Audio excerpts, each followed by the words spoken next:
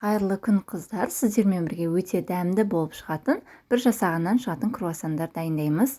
Видеоны көрмес бұрын каналыма тіркеліп қойыңыз, лайк, комментарий қалдыруды ұмытпаңыздар, міндетті түрде жасап көріңіздер.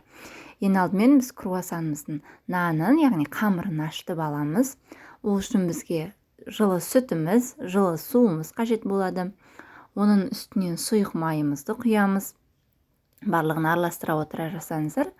Одан соң бір шай қасық тұз саламыз.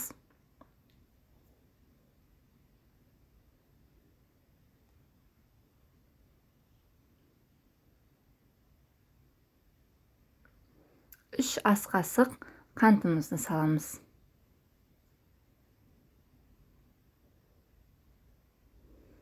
Өте дәмді, жұмсақ круассандар шығады.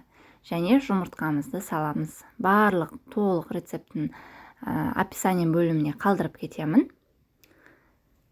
Одан соң құрғақ дрожжымызды салып, жақсылап араластырамыз.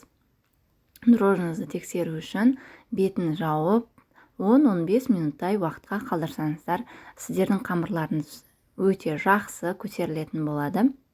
Міне осылай мен бетін жауып қалдырдым. Одан соң 10-15 минут уақыт өткен соң шетінен ұнымызды сала отыра, қолға жабыспайтын жұмсақ қамыр елейміз. Қамырларыңыз жұмсақ болып тұрсын, бірақ қолға жабыспау қажет. Қатты қылып елеп тастамаңыздар. Оның мөлшерін жазбадым, себебі бізде қажетінше ұн қолданасыздар. Міне осындай жұмсақ, қолға жабыспайтын қамырлар шықты. Бетін жауып, жылы жерге толық көтерілгенше қалдырамыз. Мен 20 градуста қызып тұрған духовканың ішіне салдым, тез көтерілді. Міне осылай көтеріліп, қамырымыз дайын болды.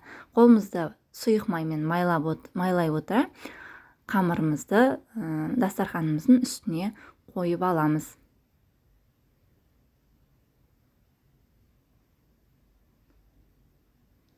Міне алдық дастарханымызға, ары қарай ұнның көмегімен жасайтын боламыз. Себебі біздің қамырымыз өте сондай жұмсақ, ұн салмасақ, ол жабысып қалуы мүмкін.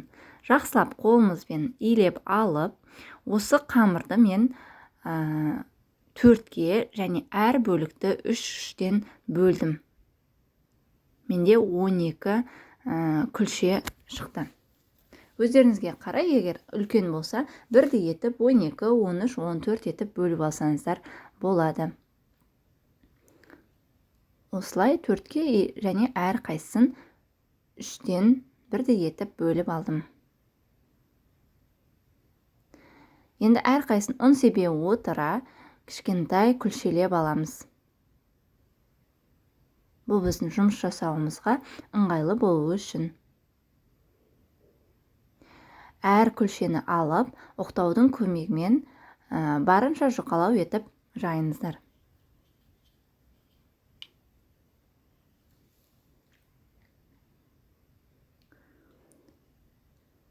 Осылай жайып алған соң, міндетті түрде сары майымызды бөлме температурасында тұруы керек, микроволновкамен ерітіп алып жағуға болмайды. Алдын ала бөлме температурасында майларыңызды ерітіп қойыңыздар. Менде 82,5% закрома майын қолдандым.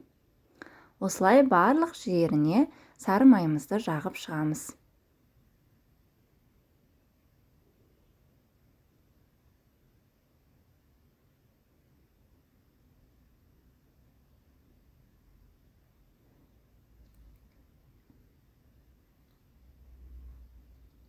Енді бұл қамырымызды шетіне қойып қоямыз да, келесі күлшемізді жаямыз. Бұл күлшемізді дәл жаңағы күлшенің формасымен бірдей етіп, соның үстіне қойып, және екінші күлшеміздің үстінде осылай майлап шығамыз. Барлығын осылай үстісіне қойып, кезек-кезек майлап шығасыздар. Міне осылайнан қойып, барлығын бір-бірінің үстіне қойып, сары маймен майлап шығыңыздар. Енді осы қамырымызды біріктіріп, қолымызбен осы видеодағыдай және жұқалау етіп жайып шығамыз. қатты жұмсақ қылудың қажеті жоқ. Тек қамырымызды барынша созып жайып шықсақ жеткілікті. Егер сіздер арасына жаңағы микроволновкада ерітіп салсаңыздар, майларыңыз сыртына ағып, өте ыңғайсыз болады жұмыс жасауға. Сондықтан барынша бөлме температурасында ерітіп жақсаңыздар, өте әдемі болады қамырларыңыз. Енді осылай 4 бөлікке бөлдік. Әр бөлікті мен 3 бөлікке бөліп, кішкентай круассандар жасадым.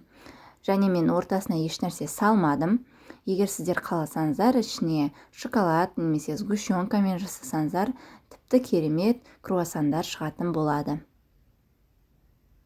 Осылай кішіректеу етіп кесіп, орап шықтым. Бұл круассандарымыз піскен кезде көтеріледі. Сондықтан өзіңізге ыңғайлы форманы көріңіздер.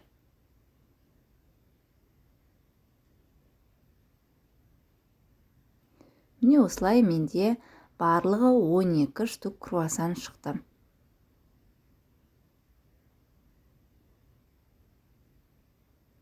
Енді пергамент қағазы төселген табамызды алып, круассандарымызды арасын алшақтау етіп орналастырып шығамыз. Өйткені біздің круассандарымыз қазір піскенде үлкен болып көтерілетін болады. Барлығын кезек-кезек осылай араларын ашып қойып шығамыз. Және орналастырып болған соң үстіне жұмыртқаның сарысын мұқият жағып шығыңыздар. 180 градус қызып тұрған пеште 30 минуттай, 35 минуттай уақытта пісіп шығатын болады.